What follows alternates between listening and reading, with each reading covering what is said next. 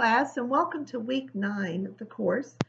This week, we're going to shift gears a little bit. We've been talking so far about learning and motivation theory and theorists. And today we're going to start a part of the course where it teaches you how to apply some of these theories for better instruction. So we begin a series of lectures actually on effective lessons. And today we're going to talk about one particular strategy called direct instruction. Here's the vocabulary you'll be responsible for. All this vocabulary is on the pages of your text and also covered in this lecture. So we begin with what is direct instruction. And you see the first bullet says, at times the most effective and efficient way to teach students is for you to present information, skills, or concepts in a direct fashion.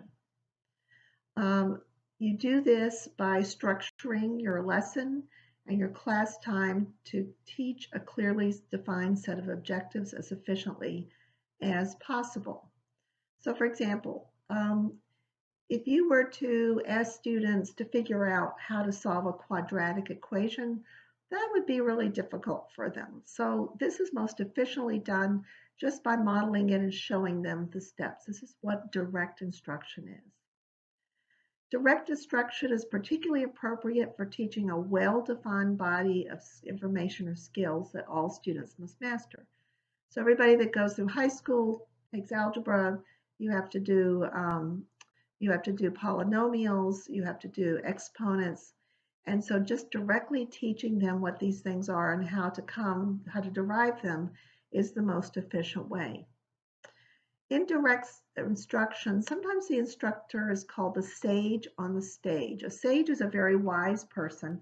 You're kind of up there on a stage lecturing, and instructors use this quite a bit. And if it's not overused, there's nothing wrong. It's perfectly appropriate to teach directly students how to do these sets of skills or even content knowledge.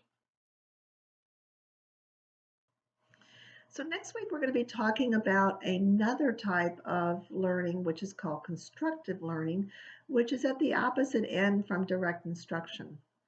Whereas direct instruction has the teacher directly explaining or instructing the students on how to do something. Constructive learning, and that comes out of the work of some of the theorists we've studied, for example, Piaget, has students learning from their own experiences. So the teacher's role is not to tell them directly, but to be the guide on the side as opposed to the sage on the stage, setting up those experiences that allow students to learn from them. So for example, a number of classrooms students play a pretend game of stock market, and there's a competition. And when students do this, it's not like the teacher is teaching them directly about the math involved with the stock market or even how the stock market works necessarily, although she may do a little of that. But that kind of activity and experiential learning where students learn these things just by doing them, that's more constructive learning or constructivist.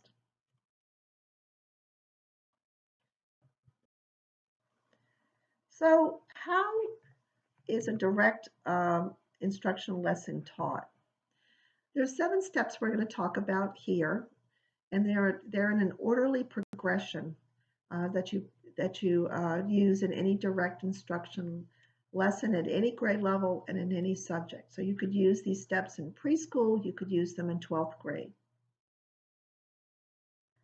So the first step is to state the learning objectives for the lesson. That is, tell students what they will be learning and what performance will be expected of them.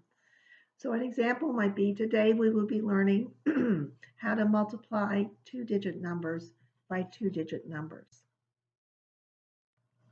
The second step is to review prerequisite.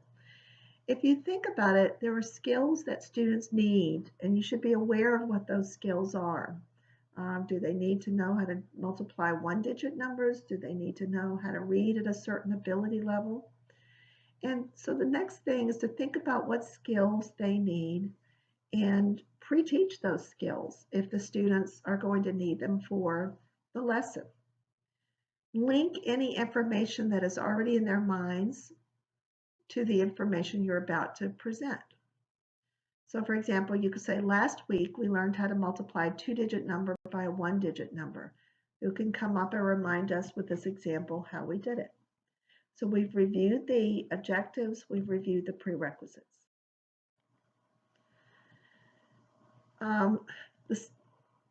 The next thing is to arouse student interest. Whet students' appetites for the lesson by informing them how interesting, important, or personally relevant it will be to them. Give an interesting or exciting opener that gets kids eager to learn the content. It could be a hook that's fun or engaging. It could be a story or a question connecting the lesson to something in the real world. It could be something about their past experience. For example, now I have a new problem for you. Suppose Miguel wants to buy many more cookies, 11 in all for each friend.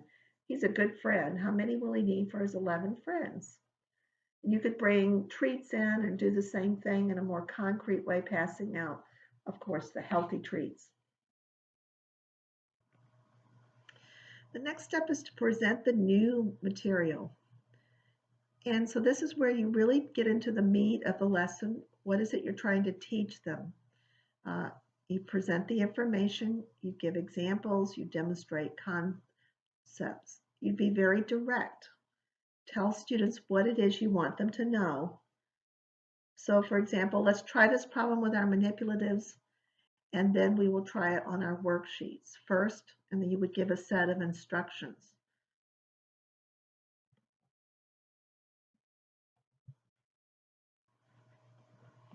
Then you provide independent practice. So independent practice refers to work that students do in class on their own to practice or express newly learned skills or knowledge. So some teachers teach it, and then they'll provide an intervening step, which is guided practice, which is they're doing it with you. But then it's important to move them into independent practice where they're doing it on their own. This gives them an opportunity to practice new skills and see if they're doing it correctly. We know that independent practice is most critical when students are learning skills such as math, reading, grammar, composition, map interpretation, or a foreign language. So for example, you might say, okay, we've done this one together. Now see if you can solve the next one on your own. Remember to show your yellow cup if you need help. And that's just a nice little formative assessment technique where they put 3 cups on their desk, green, yellow, red. And green means no problem, I'm getting it. Yellow means slow down, I have a question. And red means I'm completely lost. The next step is to assess how they did and provide feedback. So every lesson should contain an assessment of the degree to which students have mastered the objectives set for the lesson. You should assess the effectiveness of the lesson and give results of the assessment to students as soon as possible. So, for example, you might review independent practice work, or you might give a quiz, and then give feedback on incorrect answers, and if you want, on correct answers. And reteach the skills if necessary. So what students didn't get it, what students did get it.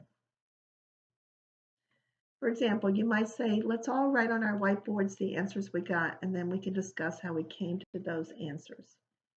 That's a way to give group feedback.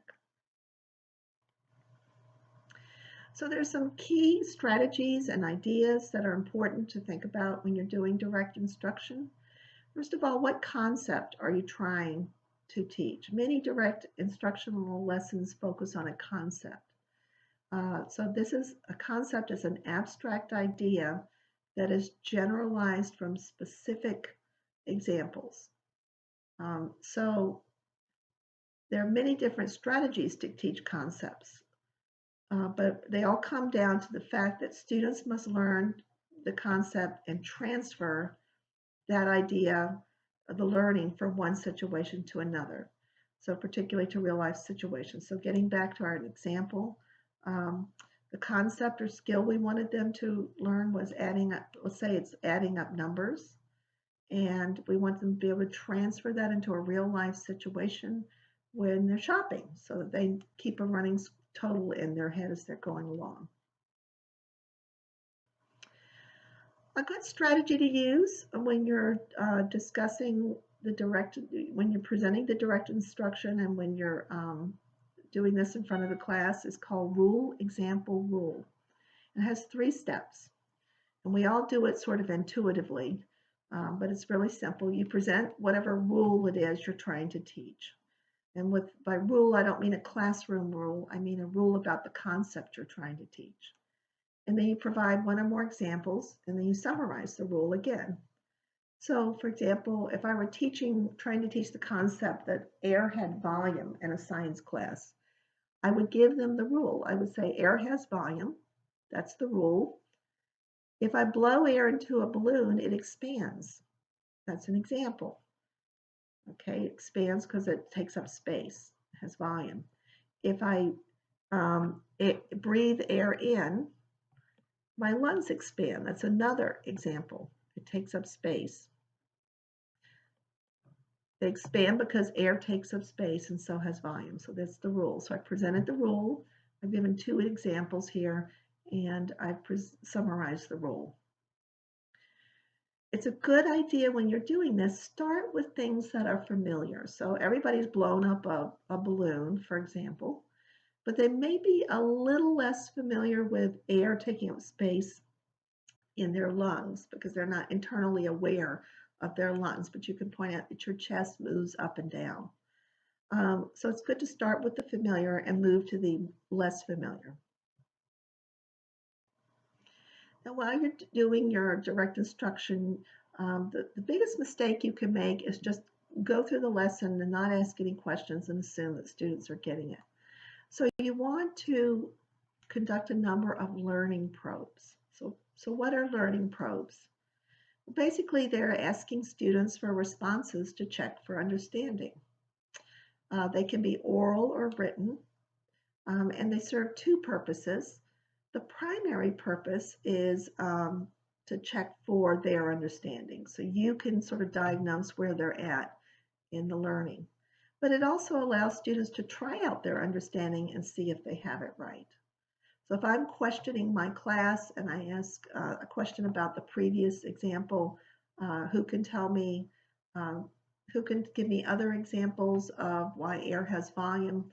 I'm listening carefully, I'm calling on students, and I'm gauging based on their answers where they are in their level of understanding of that concept. When you're asking these questions, it's very important to think about wait time. Wait time is the length of time an instructor waits after asking the question before calling on someone. And I apologize if I've told this story before, but I used to be evaluated, and when my principal came in to do the evaluation, she would have a checklist. And on the checklist, there would be 2 columns, a good column and a bad column. So you wanted your checks to be good in the good column. And one of the ways you got into the good column was waiting a while after questions and not repeating your questions. And one of the ways you got in the bad column, a check in the bad column, is if you ask the same question repeatedly before allowing students a chance to respond, or if you just ask them too quickly. So what the research shows is that you should wait at least between 3 and 7 seconds after you ask a question before you call on someone. And it makes sense if you think about it because you're giving students the time to think about the answers. And it feels a little awkward at first when you're doing it, but in reality, it pays off big in the end because you're going to see students' answers are better formed and they're responding well. It goes without saying you shouldn't just call on the same students again and again, but you try to vary who you call on. A lot of teachers will use a random calling system where they put the names in a hat and draw them out one by one. Try not to repeat the questions again and again because as you're talking, students don't have time to think. Give students time to think.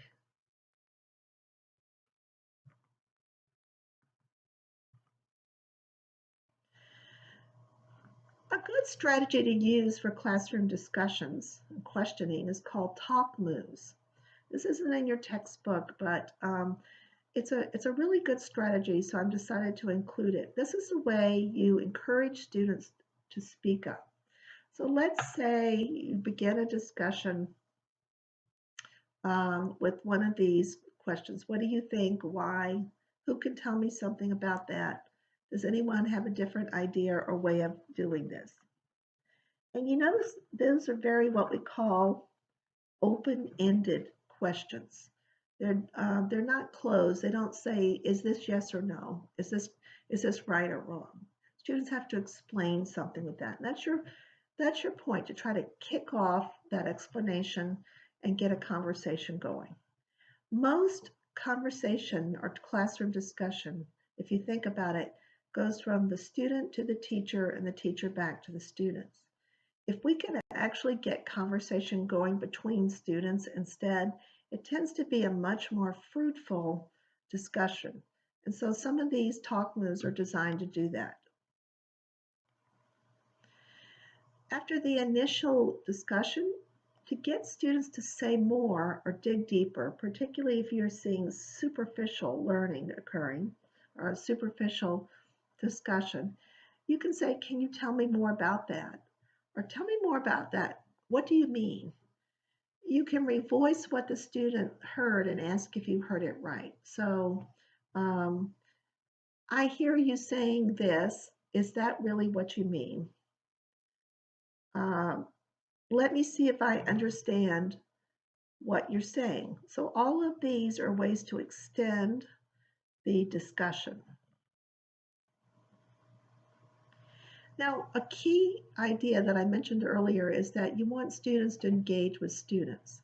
So getting them to engage with others is a little tricky, but these questions help. Does anyone agree or disagree? Why? Can anyone add to what that student just said? Who can summarize what that student just said? And what do you think of that student's idea? And all of a sudden, you start having people turn to each other and talk to each other. So that was a little lesson on direct instruction. For certification purposes, you need to be able to plan and implement a direct instruction lesson. So the 7 steps that I talked about. And also be able to conduct effective classroom discussions. What some teachers will do is jot down the preliminary questions they're going to ask to get things started, and then use talk moves to further through those classroom discussions. So when you're doing your EdTPA, you might remember these strategies.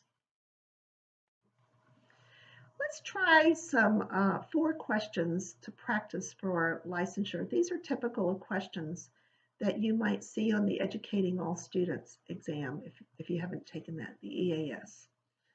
So what I want you to do is pause the video and reread the chapter's opening vignette on page 159 of your text.